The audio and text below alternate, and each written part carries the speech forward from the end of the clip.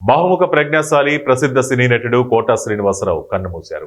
గత కొంతకాలంగా అనారోగ్య సమస్యలతో బాధపడుతున్న ఆయన ఆదివారం తెల్లవారుజామున ఉదయం 4 గంటలకు మృతి చెందారు. ఆయన మృతి పట్ల తెలుగు చిత్ర పరిశ్రమకు చెందిన ప్రముఖులు సంతాపం ప్రకటించారు.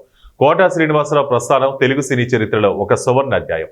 సుదీర్ఘ నటనా జీవితంలో విలక్షణమైన పాత్రలతో ప్రేక్షకుల మధ్యలో చెరగని ముద్ర వేసుకున్నారు.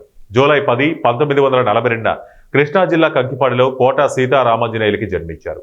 సినిమాల్లోకి రాకముందు స్టేట్ బ్యాంక్ లో ఉద్యోగం చేస్తూనే రంగస్థలంపై అనేక నాటకాల్లో నటించి విశేష అనుభవాన్ని సంపాదించారు. రంగస్థల నటుడిగా ఆయనకు మంచి పేరు వచ్చింది. 1978లో చిరంజీవి తొలి చిత్రమైన ప్రాణం ఖరీదుతో కోటా శ్రీనివాసరావు వెండితెర అరంగేట్రం చేశారు. రావు గోపాలరావు తర్వాత తెలుగు విలనిజానికి సరికొత్త రూపం చూపించిన నటుడు కోటా శ్రీనివాసరావు. ఇక 1985లో విడుదలైన ప్రతిఘటన సినిమాలో కసాయి పాత్రలో ఆయన నటనకు విమర్శకుల ప్రశంసలు దక్కాయి.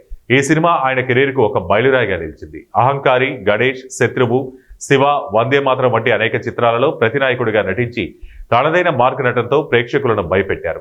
జంధ్యాల దర్శకత్వంలో వచ్చిన చిత్రాలు కోటా శ్రీనివాసరావుని హాస్య నటుడిని వెలికితీశాయి. అహనా పెళ్ళంట సినిమాలో పిసినారి లక్ష్మీపతి పాత్ర, జంబలగడి పంబ వంటి చిత్రాల్లో ఆయన హాస్య నటన తెలుగు ప్రేక్షకులను ఎంతగానో ఆకట్టుకుంది. ఈ పాత్రలు ఆయనకు హాస్య నటుడిగా కూడా మంచి గుర్తింపు తెచ్చాయి.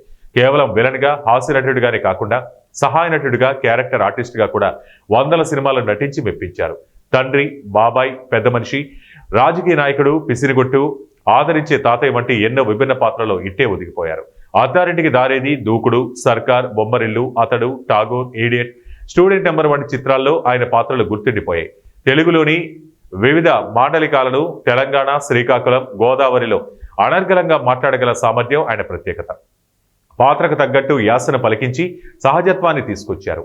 2015లో భారత ప్రభుత్వం నుండి భారతదేశం 4వ అత్యున్నత పౌర పురస్కారం పద్మశ్రీ అందుకున్నారు. ప్రతినాయకుడు, క్యారెక్టర్ ఆర్టిస్ట్, సహాయ నటుడు విభాగాల్లో 9 రాష్ట్ర నంది అవార్డులు గెలుచుకున్నారు. ఇక 2012లో కృష్ణం వందే జగద్గురం చిత్రానికి గాను సైమా అవార్డును అందుకున్నారు. తెలుగుతో పాటు తమిళం, హిందీ, కన్నడ, మలయాళ పాత్రలు